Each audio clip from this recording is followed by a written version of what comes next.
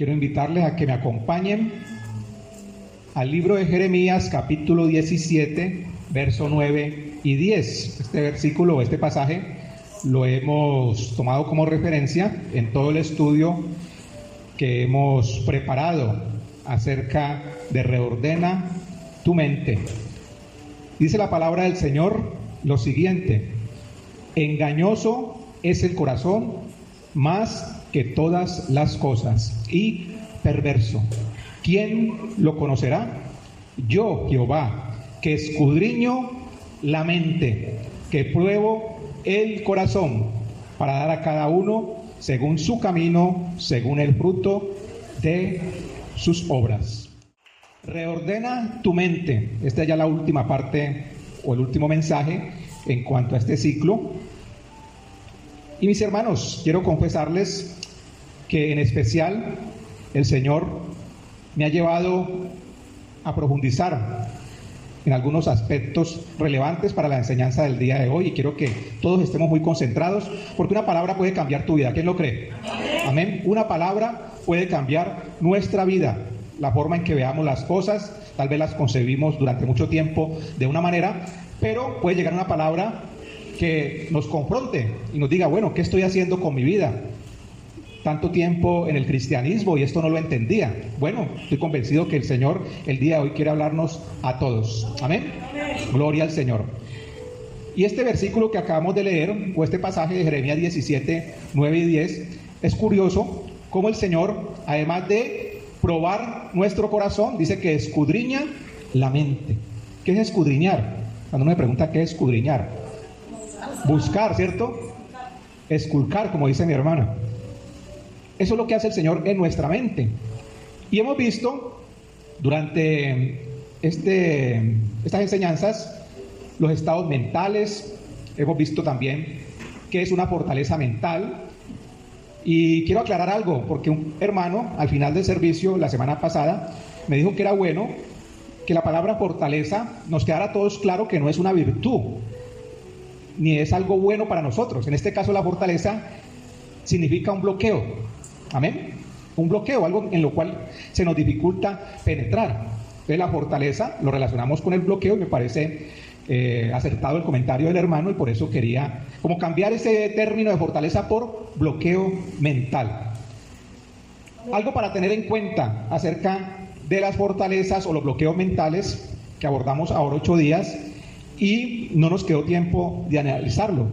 ¿Cuál es el origen de las fortalezas o bloqueos mentales? Veamos cuál es el origen de estas fortalezas y estos bloqueos. Vamos a verlo rápidamente porque esto correspondía a la semana anterior. Primero está la herencia de nuestros padres.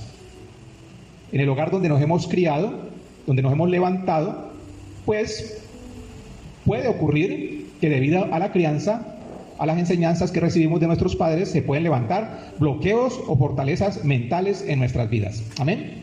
¿Quién lo cree? Amén.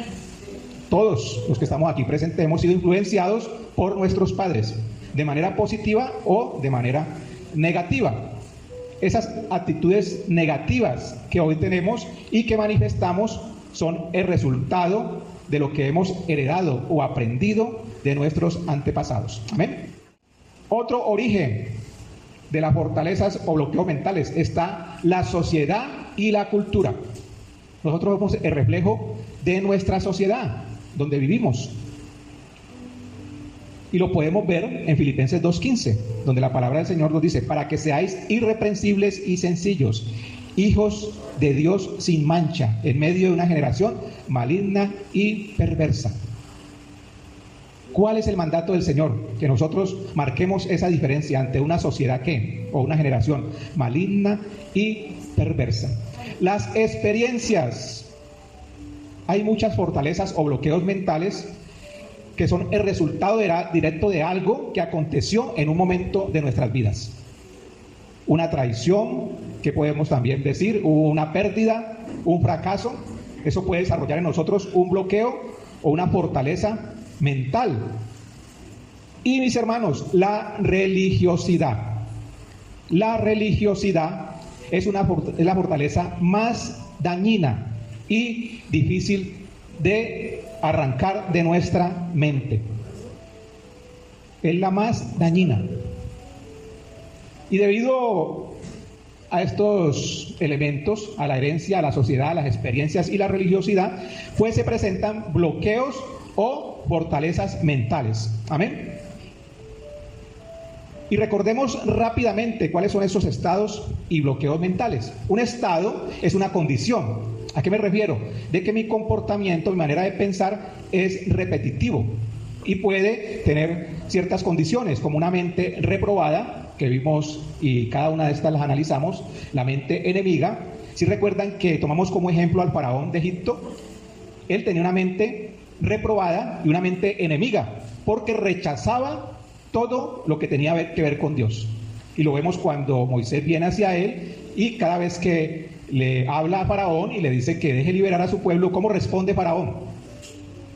De manera obstinada, dice que no, porque él se niega totalmente a todo lo que tiene que ver con Dios. Y después viene la mente corrompida, la mente entenebrecida, la mente vana y la mente carnal. Decíamos que los dos primeros niveles son unos niveles muy peligrosos, mientras que aquellos que le siguen, como la mente corrompida, entenebrecida, vana y carnal, son mentes que se pueden trabajar, se puede hacer un trabajo con ellas y podemos cambiar ese estado en el cual estamos. Amén. Dios quiere que esa condición mental del hombre en su creación, esa naturaleza espiritual, se restablezca de nuevo. ¿Por qué? Porque hay una naturaleza pecaminosa debido al pecado. Entonces lo que él dice es muy cierto y él lo muestra de una manera simple, pero no es tan sencillo, porque están los estados mentales, están los bloqueos mentales, está todo lo que hemos vivido desde nuestra niñez que nos impide, que por más que queramos, está el deseo, pero no logramos alcanzarlo. Y el enemigo quiere que permanezcamos en ese estado, con nuestra mente entenebrecida, que no demos lugar a la luz que viene de parte de Dios. Amén. Entonces hasta aquí vamos entendiendo. Amén. Entonces fuimos creados a imagen y semejanza de Dios, ¿cierto? Así fue como creó Dios al primer hombre y a la mujer. Pero por el pecado ya no tenemos esa naturaleza espiritual como tal, sino una naturaleza pecaminosa o carnal, porque somos creados bajo la semejanza y la imagen ¿de quién? De Adán, de un hombre pecador. Amén. Entonces, a partir de Adán, todas las generaciones somos engendrados bajo esa naturaleza pecaminosa. Usted ve un niño recién nacido, lo ve muy bonito, pero ya viene con esa naturaleza pecaminosa. Y tan lindo el niño, tan inocente, pero ya con él viene esa naturaleza pecaminosa. Nadie se salva. Amén. Ninguno de los que estamos aquí nos hemos salvado. El panorama, mis hermanos, cambia completamente para el hombre y la mujer a partir de este momento. Y usted preguntará, bueno, ¿y qué tiene que ver la mente con esto? Pues mucho, ya lo vamos a ver o lo vamos a analizar. Nadie, absolutamente nadie puede atreverse a decir que sin la mediación o intervención de parte de Dios podemos nosotros restaurar esa naturaleza espiritual. Amén. Nadie puede hacerlo en sus fuerzas. Nadie, absolutamente nadie. ¿Y cómo recuperamos lo que se perdió en el huerto del Edén? Vamos a ver a la luz de las Sagradas Escrituras. Acompáñenme a Romanos capítulo 5, capítulo 5, verso 18 al 19. Así que, como la transgresión de uno, ¿de quién están hablando? De Adán. O sea, así como la transgresión de Adán, vino la condenación a todos los hombres. Lo acabamos de ver en Génesis 5:3. O sea, la transgresión de Adán, vino la condenación para todos los hombres. De la misma manera, por la justicia de uno, ¿de quién? De Jesucristo, vino a todos los hombres la justificación de vida. Porque así como por la desobediencia de un hombre, ¿de quién? De Adán, los muchos fueron constituidos pecadores. ¿Quiénes son esos muchos? Nosotros, todos nosotros. Todos fuimos constituidos pecadores. Así también, por la obediencia de uno, los muchos serán constituidos justos. Gloria al Señor. Eso merece un fuerte aplauso.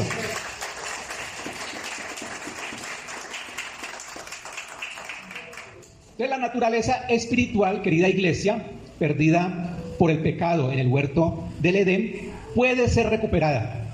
Amén. ¿Cuándo? Cuando aceptamos a nuestro Señor Jesucristo en nuestro corazón. Es la única forma. Es la única forma y es lo que nos diferencia a nosotros de los no creyentes, que nos hemos rendido delante de Dios. Amén.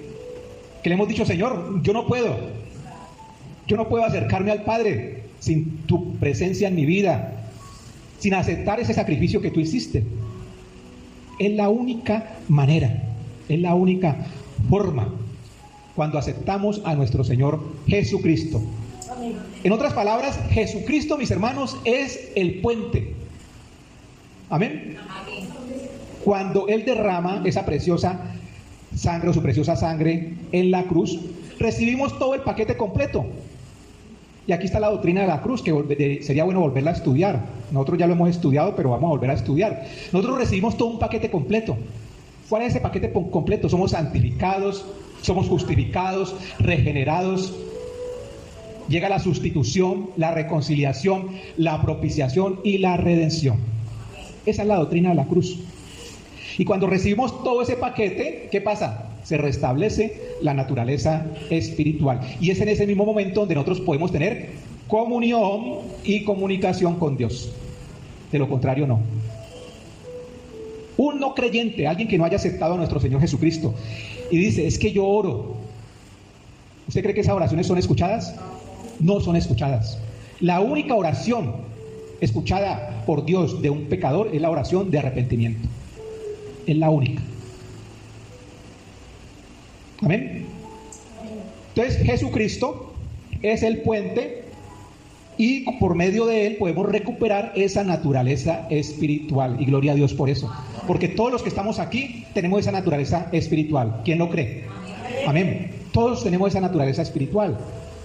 Pero hay algo que también debemos de entender, y es que en el mismo momento en que nosotros aceptamos a nuestro Señor Jesucristo, decimos: Señor, nos rendimos delante de Él, pedimos perdón por nuestros pecados, se inicia una batalla mental. No todo es color de rosa. Uno dirá: cuando llego a los pies del Señor, pues todo va a cambiar. Y es lo que le ofrecen a uno, ¿no? Cuando uno asiste a la iglesia por primera vez, es que su vida va a cambiar, y gloria a Dios porque cambia. Pero a veces el cambio es doloroso. ¿Quién ha cambiado con dolor? Yo he cambiado con dolor. Amén. Gloria a Dios por aquellos que no han tenido que sufrir mucho por ese cambio. Pero ocurre esa batalla en nuestra mente, y vamos a ilustrarlo de la siguiente manera. Todo lo que nosotros observamos, escuchamos, todo lo que nosotros hablamos, en fin, como nos relacionamos con el mundo exterior, todo eso entra a través ¿de qué? De los sentidos. ¿Y a dónde llega? Primero a la mente. Todo, absolutamente todo. Lo que usted toca, lo que usted ve, lo que usted oye, lo que usted habla, llega a su mente. ¿La mente dónde está? En el alma. Amén. Mente, voluntad y emociones. Y todas esas imágenes, todo lo que olemos, lo que escuchamos, lo que hablamos, se pueden convertir en nuestras vidas, o se pueden convertir en estados mentales, o también en bloqueos y fortalezas mentales. Amén. De ahí lo peligroso de no entender de dónde vienen y cómo se forman estas fortalezas mentales o estos estados. Y estos estados mentales lo único que busca es interponerse a la voluntad de Dios en nuestras vidas. ¿Es así o no es así? Es lo único. ¿Y ese trabajo quién lo hará? El enemigo. Amén. Porque él no se queda quieto. Dice: esta persona ya se rindió delante de Dios, ya es salvo, ya Dios lo ha sellado. Dice el enemigo: pero hagámosle la vida imposible. Y ahí donde usted no esté bien parado, su vida se vuelve trizas. Donde usted no esté fundamentado, donde usted no esté en obediencia, puede llegar a ser salvo, pero vivir una vida miserable, una vida sin bendición. Amén. Que el enemigo no está contento. Y él busca, a través de su mal testimonio, que muchas personas no sigan a Jesús. Por eso él quiere que nosotros caigamos, pequemos, permanezcamos siempre humillados, porque esa es su tarea. Él dice: bueno, este ya es salvo, pero a través de él puedo buscar que muchos no lleguen a los pies del Señor. Así trabaja el enemigo. Esa es la forma de actuar de él. En otras palabras, mis hermanos, la destrucción de la obra satánica siempre empieza de afuera hacia adentro. Amén. ¿Por dónde empieza? Por la carne, que tiene que ver con los sentidos, y después que logra cautivar los sentidos del hombre, llega a ¿dónde? Al alma. Llega al alma. Así actúa el enemigo, esa es la obra satánica de él. Y la obra de Dios, ¿cómo actúa? Actúa de adentro hacia fuera. Y la gran lucha es por el alma del hombre. Amén. Esto lo aprendí de este libro. Yo lo he recomendado varias veces, La economía de Dios. Este libro es hermoso. Le decía yo a mi esposa que ya es la tercera vez que lo leo, porque quiero confesarles algo. Cuando yo compré este libro, estaba en los inicios del Evangelio, hace más de 20 años, y el título me llamó la atención, La economía de Dios, y yo creí que era de finanzas. Y cuando lo leí, quiero confesarles, no entendí nada. No entendí nada. Y ahorita voy a explicarles por qué no entendí nada del libro. La segunda vez entendí un poquito. Ya la tercera me gustó. Y ahorita voy a volverlo a leer. Voy a volverlo a leer porque se le saca mucho jugo a este tipo de literatura. Y es un libro que ya va a cumplir un siglo. Fue escrito en 1930 y pico. Y mire todo lo que puede uno aprender de esas enseñanzas. Entonces, en este libro hablan acerca de esta batalla en nuestra mente. Y dice que Satanás, o la obra satánica, es desde afuera hacia adentro, y el espíritu obra de adentro hacia afuera. Amén. Pero quiero regalarles una primicia al día de hoy. Y es que el enemigo no puede tocar el espíritu del hombre. No lo puede tocar. Él no puede llegar hasta el espíritu del hombre. Si llegara hasta el espíritu del hombre estaríamos perdidos. Llega hasta dónde? Hasta el alma. Pero no puede llegar al espíritu del hombre. ¿Por qué? Amén. Mi hermana acaba de dar la respuesta. Mi hermana acaba de dar la respuesta. Dice Eclesiastés 12:7. Y el polvo vuelva a la tierra como era, y el espíritu vuelva a Dios que lo dio. El enemigo no puede tocar nuestro espíritu. Es decir, que hay opción. Si lo tocara estaríamos completamente perdidos. Y la obra de la cual hablamos anteriormente no hubiera sido completa. O sea, esa restauración completa a nuestro nivel espiritual. Con la muerte de nuestro Señor Jesucristo. Si hubo esa restauración. Amén. ¿Sí estamos entendiendo? No quiero que nos confundamos porque a veces uno se puede ir enredando un poco. Pero es bueno que si tenemos una duda, recapitular. Dice 2 Corintios 4:16. Quiero que me acompañen, busquen la palabra de Dios, 2 Corintios 4:16. Por tanto, no desmayamos. Ya encontramos 2 Corintios 4:16. Dice, por tanto, no desmayamos. Antes, aunque nuestro hombre exterior, el del lado izquierdo, ¿qué va pasando con él? Se va desgastando, va perdiendo la lucha. ¿Qué dice? O cómo continúa el versículo. Dice, el interior, no obstante, se renueva de día en día. Amén. ¿No le parece eso hermoso? Nuestro cuerpo exterior se desgasta. Amén. Usted no es el mismo de hace 20 años atrás. Ya estamos desgastados. Nos hemos ido desgastando, ¿cierto? Pero ¿cómo está nuestro espíritu? Renovado. Para algunos, y vamos a ver por qué. No todo el que dice ser cristiano tiene ese espíritu renovado. Y eso es lo triste. Eso es lo triste. Porque tenemos un poder tan inmenso dentro de nuestro interior que no lo sabemos, no lo entendemos, y el enemigo quiere que sigamos de esa manera. Cuando usted entienda esto, mi hermano y mi hermana, va a ser libre. Se va a dar cuenta del poder que hay en su interior. Va a cuidar lo que ve, lo que escucha, lo que habla, porque sabe que todo eso puede hacerle daño ¿a dónde? A la mente.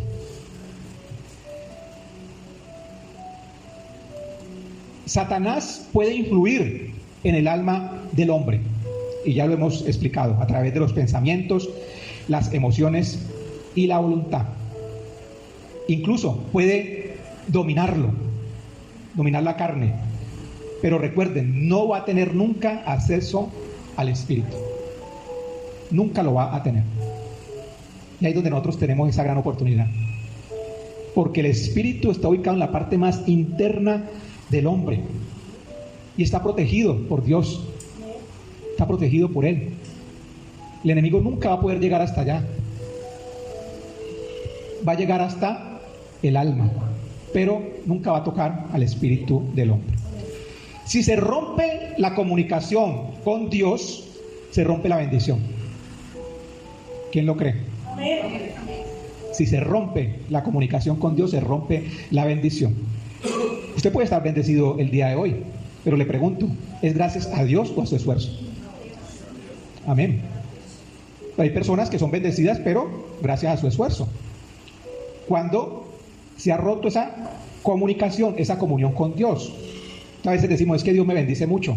¿Realmente fue Dios el que te bendijo? Eso debemos también analizarlo a la luz de la palabra. Amén. ¿Por qué? Porque venimos con conceptos errados de lo que es el cristianismo. Entonces, cuando yo nací en el Evangelio, ¿qué me enseñaron? Que si yo era cristiano, me tenía que ir bien en todo. Amén. En todo. Si me enfermaba, me preguntaban los líderes, ¿qué pecado oculto hay en tu vida?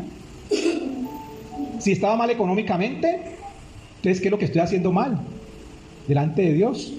¿Por qué? Porque ese evangelio lo que quería enseñar era que las bendiciones llegaban, o las bendiciones materiales, para ser claro, llegaban por ser ¿qué? Cristiano.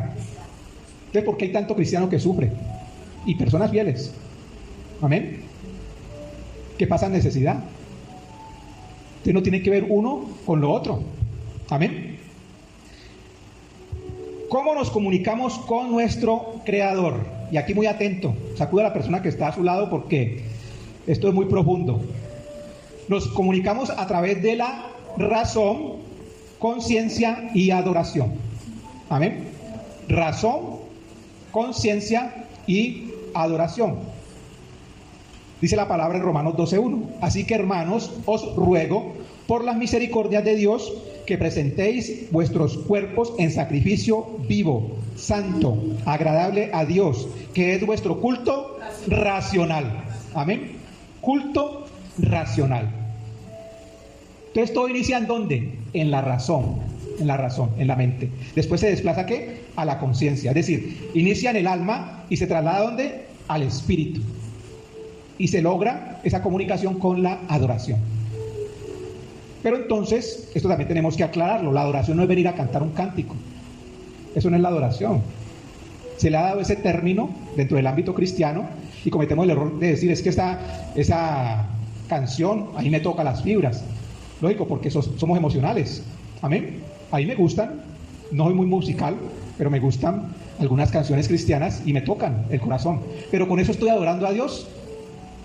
No, porque estoy satisfaciendo ¿qué? Mi deseo, mi emoción. Adoración significa algo más profundo. Y es lo que tenemos que analizar. Y vamos a dar una prédica acerca de eso. Lo que es realmente la verdadera adoración. Esa verdadera adoración implica mucho más, mis hermanos. Y mientras preparaba este tema, vino a mi mente el caso de Abraham cuando iba a sacrificar a Isaac. Ahí podemos ver, podemos observar lo que dice mi hermano es cierto. Se me están adelantando el día de hoy. Una verdadera adoración. ¿Por qué? Mire que aquí está claro el ejemplo con Isaac, con Abraham e Isaac, la razón, la conciencia y la adoración. Cuando Dios habla a Abraham, ¿por medio de qué? ¿Cómo habló Dios? ¿Cómo él escuchó, cierto? Abraham escuchó la voz de Dios. Es decir, esa voz llegó a su mente con un pensamiento. ¿Qué debo hacer? Sacrificar a mi hijo, a mi único hijo. ¿Fácil? Para nada. Amén. Para nada. Pero ¿cuánto tuvo que haber pasado para que eso que escuchó Abraham lo llevara a su conciencia? No sabemos, la palabra de Dios no nos dice cuánto tiempo pensó él, divagó eso en su mente hasta que dijo, realmente, Señor, es lo que tú quieres, lo voy a hacer. ¿Por qué? Porque por medio de la conciencia es que se comunica uno con Dios. Entonces yo divago cuando leo este pasaje, y Abraham estaba seguro de que había un plan, de que Dios tenía un plan. Él estaba seguro, mis hermanos, él estaba completamente seguro, de lo contrario no lo hace. Él pudo haber pensado, yo sacrifico a mi hijo y Dios lo resucita. O algo va a pasar en ese momento, algo va a ocurrir. ¿Saben por qué? Por eso la palabra es hermosa. Porque Dios aborrece, bueno, entonces en el Antiguo Testamento también aborrecía el sacrificio humano. Entonces Abraham se habrá preguntado, bueno, Dios me manda a hacer algo que Él ha prohibido, entonces está invalidando su palabra. No puede ser cierto, no puede pasar eso. Entonces Él actúa con confianza y con fe. Dice, voy a hacerlo porque algo tiene que pasar.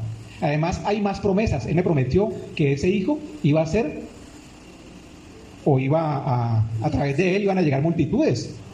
¿Quiénes Dios le ha dado promesas? Amén. ¿Se han cumplido esas promesas? Amén. Todavía no, ¿cierto? Hay algunas que no se han cumplido. ¿Debido a qué? A que todavía las tenemos ¿en dónde? En la razón. Y decimos, eso no puede ser posible. Nos falta que llegue a la conciencia. Amén. Y el acto supremo de adoración lo hace Abraham en el momento en que ata a su hijo no recuerdo si era una piedra o algo, y va a sacrificarlo. Ese es el acto supremo de adoración. Es un acto supremo de fe, de obediencia. Dios requiere para nosotros una fe razonada. ¿Por qué? Porque muchas personas se meten en problemas por decir, es que yo le creo a Dios. Y yo tengo hermanitos y amigos que hoy día están pagando o están en dificultades debido a eso, a una fe ciega. Y es que yo le creo a Dios y yo lo voy a hacer. Gloria a Dios por eso. Pero hay que tener una fe razonada. Amén. Una fe razonada, una conciencia obediente, lo que hizo Abraham, y una adoración que coloca a Dios por encima de todo. Amén. Una fe razonada, una conciencia obediente y una adoración que coloca a Dios por encima de todo. Y alguien que hizo eso, lo que acabamos de enseñar acerca de Abraham y Isaac, por eso es que estos dos pasajes, o este pasaje se parece mucho al sacrificio de Jesús en la cruz. Amén. ¿Usted se imagina lo que sintió Jesús en Getsemaní? Tuvo que ser muy doloroso. Dice la palabra que sus sudor eran como gotas de sangre. Es el estado extremo del estrés. ¿Usted se imagina lo que él sintió? En ese momento, ¿cómo estaba viendo él lo que le iba a ocurrir? Desde su razón, porque sentía lógico dolor. Fue un hombre igual que nosotros. Pero ¿en qué momento eso se interiorizó y ya lo llevó a la conciencia? Cuando ve que Dios envía ángeles a que le ayuden, a que le soporten. Dice, no estoy solo, no estoy solo. Y el acto supremo de adoración es cuando dice, Señor, hágase tu voluntad. Amén. Hágase tu voluntad y no la mía. Hágase tu voluntad. Es el acto supremo de adoración. Dos ejemplos solo para tener en cuenta. Ahora, mis hermanos, volvamos a la mente. Cuando un órgano de nuestro cuerpo falla, lo más probable es que otros también empiecen a fallar, ¿cierto? Con la edad vienen enfermedades. Si no se puede con medicamento, pues, ¿qué se tiene que hacer? Igual llevar a una persona a que tenga se someta a una operación. En fin, ¿debido a qué? A que nuestros órganos están interconectados. ¿Es así o no, médico? Todos nuestros órganos. Y si así es lo que conocemos, imagínense entonces en lo espiritual. Hay una interconexión entre la razón, la conciencia y la adoración. Y según mi estado o condición mental, o las fortalezas o los bloqueos, puedo tener o dar como resultado un tipo de conciencia. y si este tipo de conciencia es bueno, pues definitivamente va a haber una buena comunicación con Dios. Pero si mi estado de conciencia es malo o débil, ¿creen ustedes que haya una comunicación buena con Dios? No la hay. No la hay. Y para eso tenemos que recordar los tipos de conciencia. Ya esta enseñanza la dimos en una prédica, pero veamos rápidamente, alcanzamos a verla para completar la enseñanza de hoy. Muy atentos, porque aquí ya es el desenlace de toda esta enseñanza. Dice, en cuanto a términos bíblicos que se utilizan para describir las condiciones de la conciencia, hay 3 estados. ¿Quiénes lo saben? Está la buena conciencia, la conciencia débil y la mala conciencia. Entonces, de acuerdo a lo que nosotros hemos analizado durante este tiempo de enseñanza, usted puede ya estarse ubicando cuál es su tipo de conciencia. Amén. Usted ya puede identificarla. Usted puede decir, bueno, mi conciencia es una conciencia débil todavía, o por el contrario, una conciencia mala. O decir, mi conciencia es una conciencia buena. ¿Quiénes tienen una conciencia buena aquí? Poquitos. No les dé pena. Vamos a verlo a la luz de la palabra y vamos a explicarlo con estas citas. Recuerden que la conciencia está ubicada, ¿en dónde? En nuestro espíritu. Amén. La voluntad hace parte de nuestra alma. Entonces, cuando yo decido hacer algo, ¿qué actúa? Mi voluntad. O sea, ¿yo lo hago o no lo hago? ¿Cierto? Ese es el trabajo de la voluntad. Y cuando se hace o no se hace, aparece la conciencia. Entonces, la conciencia, el trabajo de la conciencia es juzgar. Y dice, ¿obraste bien o obraste mal? Amén. Es el trabajo de la conciencia. Y la conciencia está en el espíritu. Mire que es como un filtro. Viene desde el alma, por eso es que Dios actúa desde el interior hacia el exterior. Viene del alma, pasa por el espíritu y después llega a la adoración. Amén. Eso es la conciencia. Veamos el primer tipo de conciencia. Está en Hebreos 9:14. Dice, cuanto más la sangre de Cristo, el cual, mediante quien el Espíritu Eterno se ofreció a sí mismo sin mancha a Dios, limpiará vuestras conciencias de obras muertas para que sirváis al Dios vivo. Algo interesante en este pasaje. Vamos a desglosarlo. ¿Por medio de qué elemento se limpia nuestra conciencia? Por medio de la sangre, mis hermanos. Por medio de la sangre. Y otro aspecto importante. Muchas personas que hoy están en la iglesia todavía no sirven al Dios vivo. ¿Sabe por qué? Porque sus conciencias no han sido limpias. Y eso les impide servir. Que la palabra es clara. Dice, limpiará vuestras conciencias de obras muertas, ¿para qué? Para que sirváis. Ese es el objetivo de tener una conciencia limpia. Ese es el objetivo. Entonces muchos me dicen, pastor, es que yo no me siento capacitado todavía. No es que no esté capacitado, sino que su conciencia no ha sido regenerada. Su conciencia no es limpia todavía. ¿Estamos entendiendo? Entonces ponen objeciones al servicio. Porque su conciencia no ha sido regenerada por la sangre del Cordero. Todavía hay cosas que tengo que no quiero soltar. Y esto lo hago a mi manera, como yo creo que es. Esa es una buena conciencia, la conciencia que ha sido regenerada por la sangre de nuestro Señor Jesucristo. Es una conciencia lavada, una conciencia limpia. Y el ejemplo que iba a colocar ahorita, cuando uno tiene una conciencia débil, es que lo hermoso de esto, mis hermanos, es que podemos cambiar. ¿Quién lo cree? Eso es lo hermoso. Y por eso la palabra de Dios nos exhorta. Dice, bueno, es que yo estoy en esta condición mental. Ya Dios me lo mostró a través de la palabra, del sermón. Usted decide seguir allí. Eso es su condición. Usted puede tomar la decisión de decir, no quiero seguir más allí. Quiero seguir de este lado. Quiero empezar a que mi conciencia sea transformada en una conciencia limpia, en una conciencia sana. Y uno va madurando con el tiempo. No es lo mismo una conciencia de una persona que acaba de conocer de Dios que una persona que lleva 20 o 30 años en el Evangelio. Amén. Entonces, mucho de lo que yo pensaba tiempo atrás, en este momento no pienso de manera igual. Gloria a Dios por eso. Por eso que debemos de capacitarnos, de que debemos de estudiar. que debemos buscar la forma de leer, de alimentarnos, porque si no vamos a quedarnos siempre con el segundo tipo de conciencia, que es la conciencia débil.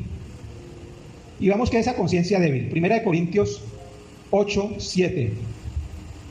Pero no en todos hay este conocimiento. Mire, no en todos.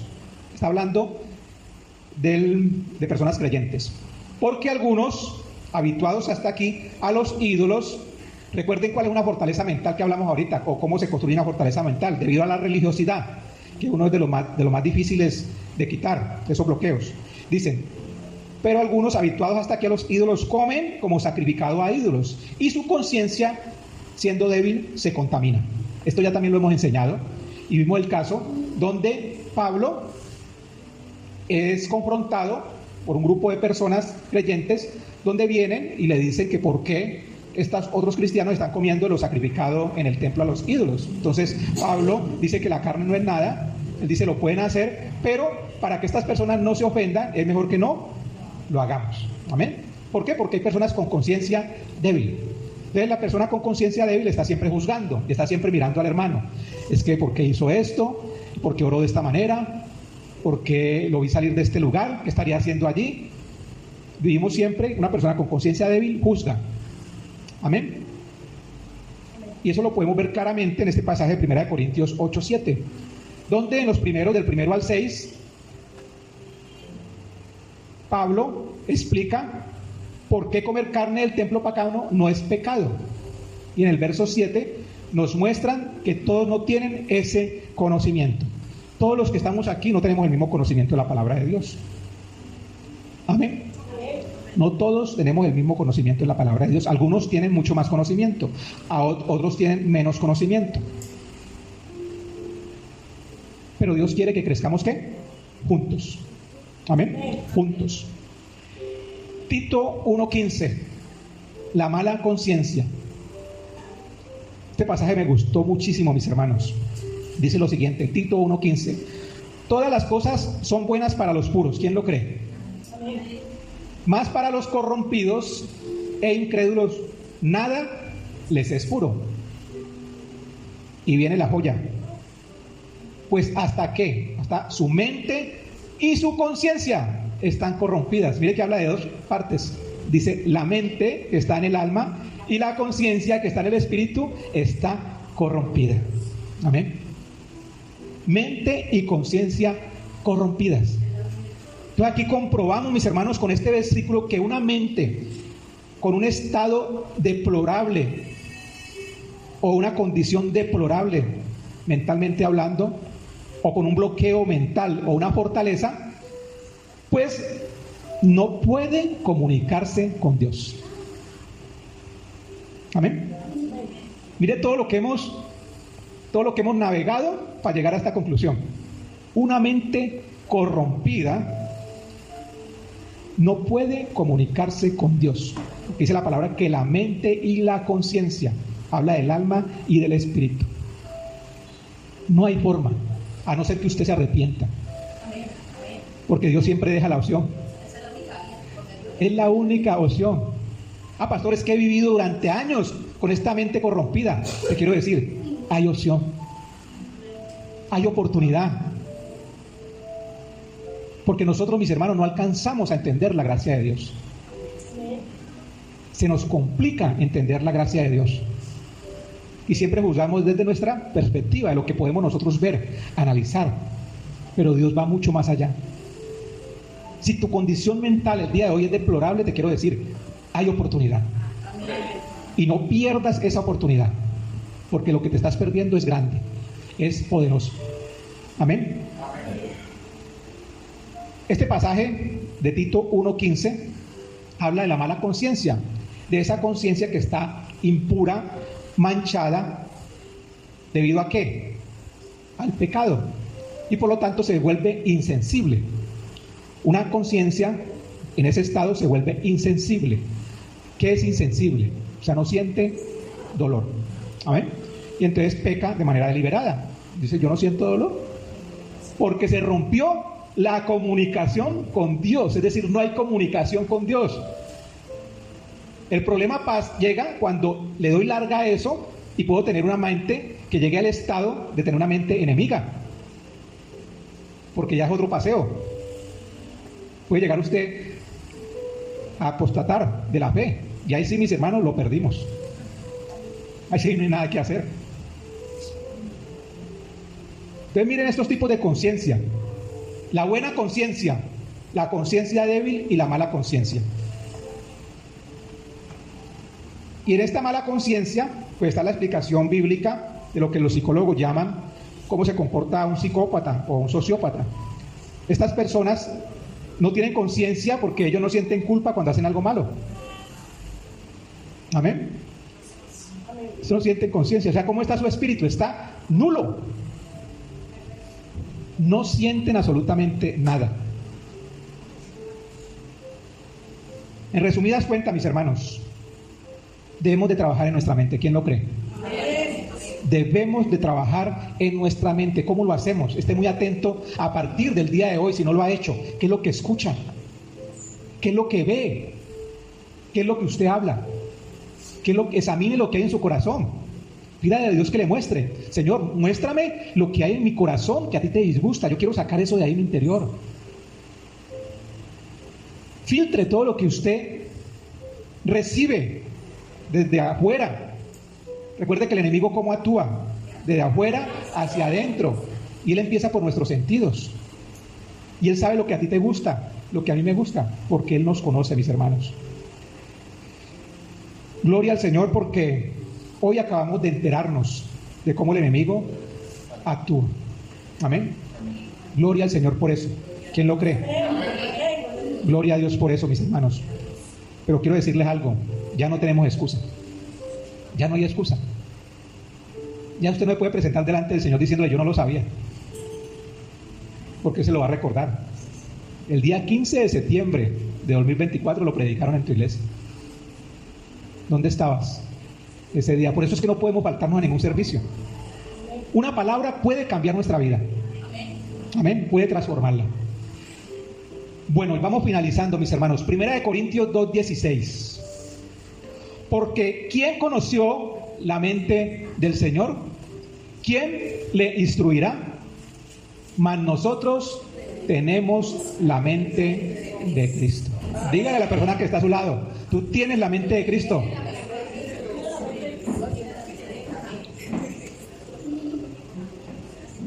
Tú tienes la mente de Cristo. ¿Saben por qué? Porque por medio de su sangre se restableció esa relación espiritual. Amén. Por medio del sacrificio se restableció esa relación espiritual. Y es por eso que hoy tenemos la mente de Cristo. Gloria a Dios por eso. Mis hermanos, si tenemos la mente de Cristo, lo tenemos todo. Si usted tiene la mente de Cristo, no le hace falta nada.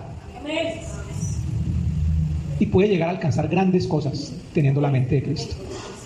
Amén. Nosotros somos depositarios de esa mente. Y por eso es que debemos de cuidarla. Por eso es que debemos de cuidar nuestra mente. Identificar cuál es mi estado mental el día de hoy. Y que el Señor quiere llevarme a que tenga una mente, ¿qué? Espiritual. Eso es lo que Él quiere. Eso es lo que Él desea. Que todos los que estamos aquí reunidos tengamos una mente espiritual. ¿Y una mente espiritual en qué piensa? En cosas buenas, en bendición, en lo puro, en lo santo. En eso piensa una mente espiritual.